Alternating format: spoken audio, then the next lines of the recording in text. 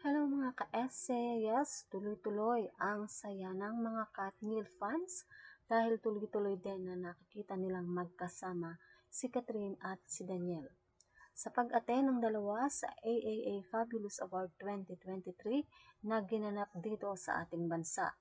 Tumanggap ng award ang Katnill. Pilian ng audience nang tawagin nga si Catherine at si Daniel para tanggapin ang kanilang award at pilian ulit ang audience nang magbigay nga ng kanilang acceptance speech ang dalawa. Si Daniel ang nauna at maikli lang ang kanyang sinabi. At si Catherine ang magpasalamat ay narito ang kanyang speech. Una ay nagmagandang gabi nga itong si Catherine. Hello guys, magandang gabi sa inyo lahat. I hope you all had a great time. For those of you who don't know me, my name is Catherine Bernardo and I'm a Filipina actress. Wow, what an honor to be recognized tonight with these beautiful and talented people. Thank you so much AAA for this fabulous award. This is my first time attending this. Nakaka-proud na bilang Pilipino na tayo ang nag-host ng ganitong event, diba?